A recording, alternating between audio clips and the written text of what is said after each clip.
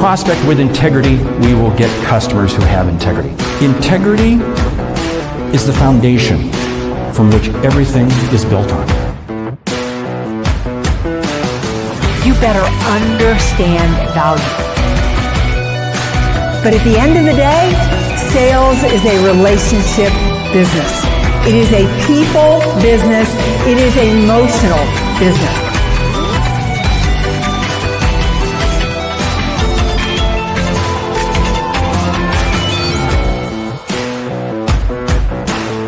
This is Sales Logic. This is Sales Logic, the show where we dive into the strategies, discuss the steps, everything that you need to know to close more deals. It is 8 a.m. Saturday morning, time for a Sales Logic. Hanging out here with my partner, Mark Hunter. Mark, had a good week? Had a great week. And, we were talking beforehand, talking conversation. There's a lot of things. We could do a pre-show. No, we won't do a show. The show today, we're going to be talking about best strategies for onboarding new sales professionals. Lightning round. Hey, get this. Top 10 qualities of a successful sales professional. So I want to stick around for that one. So, okay, best strategies for onboarding new sales professionals. What do you think? I was wondering, and I don't know the answer to this, but I was wondering on the stats of how long it takes a brand new sales professional to start producing. I'm sure that is a little different within industry, or how many sales professionals don't make it, in that piece. But if I had to start with onboarding, I think first of all, you have to take it really seriously. People far too often, companies hire somebody with a track record, or they hire somebody with a set of contacts. And I can't tell you how many times that we've hired people with a set of contacts and they come into your industry and it's not very valuable. It's not very helpful. You've got to hire somebody with the desire to sell. But I think the most important thing that you need to do in onboarding is sit them down and deeply discuss the target market. Because if you don't discuss your quote unquote bullseye, they're going to be out looking for business that was the bullseye of the last company they worked for. That's really key, getting zeroed in on who the customer is, because from that, then you can set up the product knowledge training and everything else. And because this is the big thing that I see companies do, is they hire new salespeople and they throw all this product knowledge at them. And that is like 80% of the onboarding. And I'll tell you what, it doesn't cut it. I want to give people product knowledge, but then it's got to be the skill set. What is the value proposition? What's the communication process? How is it that we're going to be interacting with that ideal customer? Just what you said up front. That is so spot on. And I want to go back and address something, because you said every salesperson. I'm experiencing this right now with a company that I happen to be working with, and I'm bringing in all these contacts and so forth. Okay, those are great, but you know what? They rarely ever pay out. They rarely. If you hire somebody based on the book of business they can bring, you are making a big, giant mistake. That's a whole separate show. But anyway, hey, I love Mike's comment. I've heard 18 months, if they are in the same industry, that seems long to me. 18 months to get going. That is way too long. I'll tell you what, if people can't get traction within 30, 45 days, and traction is engaging conversations minimally, and that's for a long sales cycle. For a short sales cycle, they should be closing deals within 60 days, period. If they can't, then we got the wrong person. And again, it's going to vary by industry. It's going to vary by sales cycle and so forth. But I'll tell you what, you got to be seeing a path. You got to be seeing breadcrumbs. You got to be seeing things happening that says this person is starting to connect with potential customers. Yeah, so I would say, when I onboarded my salesperson, the first thing we did was really, really clearly define my target market, who we were going to be going after. The second is, I think you need to hand them the sales process. You need to cleanly know what networking events to attend to, how many calls they need to make a week, how many of those calls need to turn into a second call, how many proposals you expect to write a month, and how many proposals you expect to close, and how many proposals you expect to lose in order for them to land deals. Like I'm a really good salesperson. And if I came to work for any single one of you, I don't know how to close deals in your company, because you have to have figured out the recipe and hand them. And then from there, like with what Mark is talking about, them getting traction, I think it's always squishy. I don't know how long it's going to take somebody to quote unquote close a deal. So when I onboard them, what I want to track is their behaviors. I mean, I think onboarding is a micromanagement process. If Mark came to work for me tomorrow, I'm going to micromanage him. We're going to sit down every week, probably a couple times a week. I want to see who he's calling on, how it's going, what's happening in those conversations, and if he's following the process. Because if he is not closing deals, I need to understand whether it's a skill issue or a discipline issue. A discipline issue, I fire. A skill issue is natural for a brand new salesperson. Selling in your company is different than selling someplace else. That's exactly. The manager has got to lay those things out exactly. Right now, I'm working with 2 different companies where we happen to be having onboarding of salespeople right now. And in both those situations, they have week 1 goals, week 2 goals, week 3 goals, week 4 goals, all the way through to week 8. And they're very specific metrics in terms of what they should be working on, what they should be doing. First week was just acclimation to the company and the product. Week 2, a little bit more acclimation, but then really understanding who that customer is and starting to create phone calls, starting to get going. Week 3, almost 80% of the time spent really prospecting, selling, talking to existing customers, talking to new customers, starting to make that, and you keep making that transition to where eventually by about week 6, they're kind of free flying. They're kind of flying on their own. And if they can't fly on their own, then guess what? Now, that's not mean they're closing sales, but it means we're seeing repetitive activities happening. And that is so key. Sales managers, you can't just hire them and let them go, but you also can't hire them and then hover over them for months on end. You've got to slowly release and let them fly. Yeah, I love what Thomas is saying here, helping them find their way. We need to know what they want to do in sales. That will be a starting point for the direction that we want to take them. I love that. I love that point, Thomas. I got to add here what Bill says, that Mark needs micromanaging. I mean, you have no idea, Bill. I've got to micromanage him. But back to Thomas here. When I used to hire salespeople, I would always say, what's your idea of a perfect day? If you could come into here and do anything, tell me what you would want to do. And it's such a good question, because any good salesperson doesn't want to do paperwork and has no desire to be into the office. They probably won't even show up to the office first. And anybody who tells you that, they want to get things organized, they want to make sure that they've dotted the I's and crossed their T's, they're a better skinner than they are a hunter. So I think it's a really good observation. There's something else there in terms, you got to understand the communication style between the salesperson being hired and their manager. And again, is this a remote location? Is this work from home? Is this in an office? All these factors come into play. But it's important that the 2 parties have a very strong correlation. In other words, initially, there's going to be probably a daily phone call. If this person's remote and the manager's remote, there's going to be kind of a daily phone call just for that first week or 2, just to kind of get things up and going.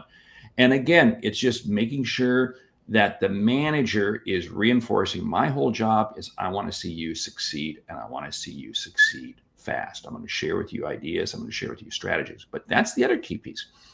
The manager has got to let the salesperson's personality come through. Because again, you can't put them into a box and say you're going to behave exactly this way every day. Now, there are processes that have to be followed. But again, what I found is that if I allow a person's personality to come through and their style of work, in other words, if they're work from home, they may have kids at home. So they say, you know what, I can't really start work until like 8:30. Fine. There may be somebody else says, I want to start work at 7. Fine. You in a work from home situation, and again, this is going to vary if they're a W-2 or a 1099, big differences, because a 1099 in the United States, that is basically a person who you cannot really specifically tell them what to do. You cannot tell them what to do. W-2, they're an employee. You can hire, fire, et cetera, et cetera. you can tell them specifically what to do. So again, it's going to vary, and it's going to vary by state, depending on where you are in the US and even in Canada and Europe. So, Mark, do you think that it is different onboarding somebody who's virtual versus somebody who's in person? And should you bring virtual people in to onboard them? Yes, I think there's a huge difference because, again, I'm hiring different traits. If they're a virtual employee, I need somebody who has demonstrated to me that they can work on their own, that they can kind of self-motivate themselves. If they're in an office environment, I got to make sure that they're kind of a team player. So again, there are different personalities and different traits I'm looking for depending on. But initially, I'm going to try to have that virtual person be in the office, connect with somebody. If you've got to get on an airplane, get on an airplane, but make that happen. Why? Because it's creating culture. It's creating the environment for that person to understand this is what the business, this is what the company's all about. And that is extremely key. But I'll tell you what, it comes down to this. You said it right at the beginning. Do they have the attitude? Do they have the attitude to do the job? And I'll tell you what, very early on, you got to give them enough rope to let them do what they want to do. And you got to be seeing, are they doing what they're supposed to be doing? Or they, Yeah, and you know that pretty quickly. Like really, if you really structure a 30, 60, 90, you know at the end of 30 days whether this is going to work or whether it isn't going to work. I love what Brandon is saying here. They need to deeply understand the challenge they are facing that you solve, how it affects each stakeholder, and the impact of not fixing that problem. Right, Brandon, because what they're selling isn't a product. What they're selling is solving a problem. Mark, what's our question for today? Yes, question comes from Steve in Atlanta. He says, I'm a senior executive in a large manufacturing corporation. I handle the Eastern region. We're struggling with our salespeople. More than 40% are not hitting quota. We must redo our sales training, but wondering if you have any thoughts. Wow, I threw it into the brain, but I'll tell you what, here's two things that the brain came back. Sales logic brain. If you're part of the mastermind, you get access to this brain credible knowledge bank created by Meridith and myself. Two things that really stand out. You got to be integrating marketing and sales because you really got to question, is marketing and sales truly integrated? Vast majority of companies that I work with, and I know you do too, you see that marketing's over here and sales over there. They're not integrated. And the second piece is understanding the market. Because many times what happens is a process was created for a previous time, a previous era, a previous market that doesn't exist today. So you really got to understand what's the market happening right now and how do we adapt? How do we change to that? Yeah, you know, I think this is so interesting. I mean, my first thought when I hear this question is why? Can you specifically tell me why your salespeople are not performing? And the only two reasons of why they're not performing is it's a discipline issue or a skill issue.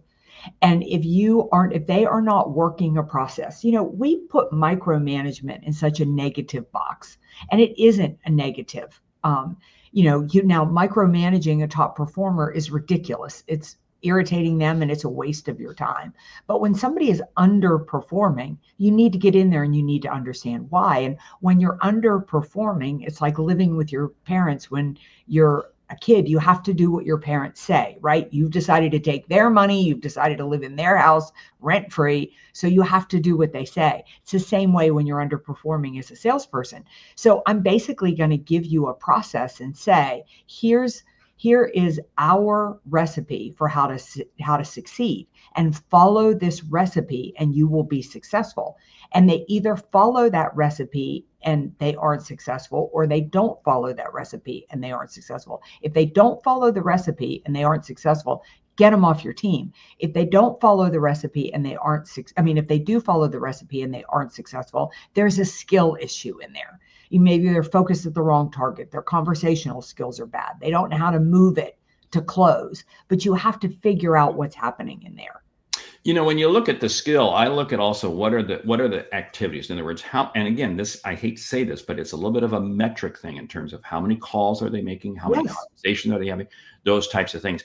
And one of the easiest ways to do that is by putting them together with an accountability partner. Have them with somebody who is going to come alongside them, who hey, they maybe came on board a year or two ago.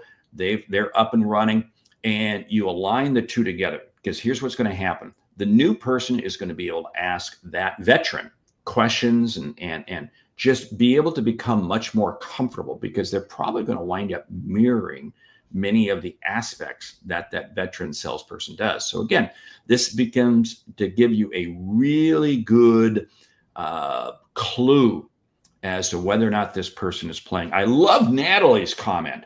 What's the salesperson's superpower? Find out what their superpower is and make sure they have the support to achieve. I love that, because every salesperson's got something that they excel at.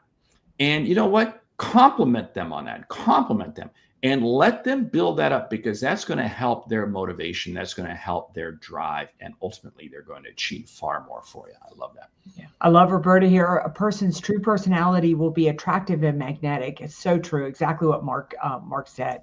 So Thomas is weighing back in here. If salespeople are motivated by money, and who isn't these days, we need to show them how they will get paid to a T. A lot of salespeople don't understand this key piece of info. You know, Thomas, I'm even going to take that a step further. I think one of the most important things that salespeople need to know is how the company makes money, because I can't tell you how much I have sold deals that actually lose the company money. When I was a banker, I used to sell lines of credit all the time. Well, lines of credit don't make the bank money if they don't fund. And I didn't know that. I didn't understand that. Those little intricacies. And Bill King weighs in, salespeople make me micromanage them if they fail to produce. Oh, I love that, Bill. Thank you so much. Hey, that comment regarding how the company makes money is so key, because that comes back into pricing. Because again, salespeople are very quick to try to challenge pricing and so forth. If they understand how the company makes money, the margins, all of those types of things, it is amazing at how that can really impact and allow me to feel much more confident about the price. Hey, Roberta, another mastermind member, Bill King, mastermind member. She says, in my experience, it's often a relationship between the boss and the direct report that isn't aligned and is influencing performance. Oh man, you and I have talked about this. I've shared those nightmare bosses I've had and those superstar bosses I've had, because again, it is amazing at how the relationship you have with your boss drives your performance. And this is why I've seen so many salespeople get fired from one company, go to work for another company, and become a superstar. Did they suddenly take a drug? No, it was just they happen to be now in a different culture with a different boss. And it's amazing at how big of a difference that can make. Yeah. You know, I wonder too, like, what do you think about giving brand new salespeople some easy wins, maybe some low-hanging, some low-hanging fruit? Oh, yeah, of course. I mean, I want to see success early. In other words, don't sit there and throw the most difficult account at them right away. No, allow them achieve success. Momentum, success creates success. And it's amazing that if I can achieve a little bit of success, I get a little bit of wins. Now, this isn't about just keeping them in the easy lane forever. You got to scale them up. You've got to ramp them up. But to allow them to have some easy wins, and that might be some conversations with some existing customers. That might be some of those things. But again, they've got to kind of feel like, yeah, I can do this. I can make this happen. Yeah. Yeah, I love what Mike is saying here. I'm not sold on money being the primary driver. Yes, salespeople need to be paid and paid well. Absolutely right. But I think they need to be bought into the mission and the vision of the company, which gets back to bringing people on. Like, do they buy into the vision? Are they bought into the mission? Do they align with your values? Are they right from that standpoint? I read one of the most interesting pieces of research I've read in a long time this week. It was talking about why military veterans, tend to fail when they come into the traditional workplace. And the reason was because, think about this. These are some of the most dedicated, committed people. They are not paid well. So why can't they make that transition? And the research revealed that the reason is that they want to join the military. They join the military. They sacrifice their personal lives. They're not paid well because they have a deep mission. And the mission is to protect the United States of America and to protect the citizens. And then they come out into the workplace, and all we talk about is the job. We tell them to go from saving the United States of America to putting a widget in a hole. Companies don't have a vision and a mission. And without purpose, they really struggle to commit because they had purpose before. So I think you're so on target with that. Well, that comes back to something that I love doing, and that is a new hire has got to be able to connect with senior level people. And again, if you connect them with the CEO, somebody senior in the company, again, it's allowing them to understand the full 360 perspective of what the company is all about. Because again, if I can understand what the CEO is working on, how they're working on, and there's just something about a new hire. If I'm a new hire and I'm able to have breakfast with the CEO, or I'm able to connect with them, or maybe I can't physically do it, but it's just simply a phone call or 5 minutes or 10 minutes. That can go a long ways to creating ownership, because at the end of the day, sales is an emotional job. It's not checking boxes. We were talking earlier about the number of phone calls, making emails. Yeah, that's an activity. But I'll tell you what, it's an emotional game, because I can put two people on the same call with the same customer. One's going to be successful, one isn't. Why? Because of the attitude and the perspective that the latter person has versus the former person. Yeah, I love this, Bill. You throw new people a few leads that I find on my own so they can learn the process. Natalie is dead on. Sales is solving a challenge that adds value and helps the client grow. Mark, we are burning time. We better hit the book and the lightning round. Book, lightning round. Hire right, fire less, from Kelly Riggs. Kelly Riggs, I love the guy because he just has a little edge about how he feels about hiring and training. Hire right, fire less by Kelly Riggs. What I love about this book is the fact that the biggest mistake I see owners, business owners, sales managers make is they're trying to fix a salesperson that can't be fixed. If they don't align to the vision, like Mike said, if they're not willing to work the process, if they don't buy into your values, give up and move on. So it's a really good book to outline that. All right. Okay, lightning round. Top 10 qualities of a successful sales professional.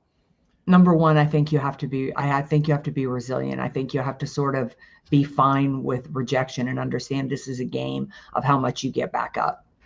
Number two, model mayor. No, I won't say that. Anyway, time management. It's time management. You've got to be able to control your day. Yeah. Number three, I think you need to be curious. I mean, you have to genuinely want to learn about other people and about businesses. With that, I'm going to add to that, it's continuous learning, not only about your customers, but really the skill set. You got to be continuously learning about how to improve your skills. Yeah, I think you need to be a problem solver. I think you need to be somebody who really wants to help people solve a problem. Along with that, you've got to take ownership. You have to take ownership of what's happening out there. You got to take ownership of the relationships, ownership of your job. You have to be somebody who, I think you do have to be organized. I mean, I think you have to work your CRM, somebody who understands to follow up, those types of things. Optimistic attitude. I'll tell you what, you cannot be successful unless you are a true optimist through and through. Yeah, you have to understand the difference between productive and busy and stay focused on productive and not worry about the busy. You got to be adaptable, because again, things change. There may be times when you've got to completely change your schedule to fit something in, but you've got to be adaptable to it. Are we at I think you're at like number 9, right? Let's just say number 9. I think number 9 is that you have to be disciplined and self-motivated. You have to be somebody who doesn't need somebody else telling you what to do. Number 10, it's about building relationships. You got to be willing to build relationships out there. Hey, love what we've been talking about here today. And should we tell people about the Sales Logic Mastermind? Sure, why not? Mastermind, not only the group to join, but also the expert exchange. The 4th Monday of each month, we have a great person who comes in and shares with us. You got some thoughts on that real quick? Yeah, I would not miss the Sales Logic Expert Exchange. Just put down the 4th Monday of every single month, 4 Eastern. The lineup of experts we have coming in the next couple of months, it is just impressive. Why would you walk away from free tips, free learning on every single subject that you could, that you could possibly engage with? So mark your calendar now. And if you want to hit your sales goals this year, heck, if you want to exceed them, think about joining the Sales Logic Mastermind. We'd love to have you here. And you can find out about both by going to saleslogicpodcast.com. With that, we want to say thank you for listening to Sales Logic this week. If you like what you hear, subscribe, rate, and review the show on your favorite podcast app. If something we've said has earned you a single dollar, consider telling a friend, because it's how we grow when we help you grow. I'm Mark Hunter. And I'm Meridith Elliott Powell. Remember, when you sell with confidence and integrity, all of this uncertainty suddenly becomes your competitive advantage. And the sale becomes logical.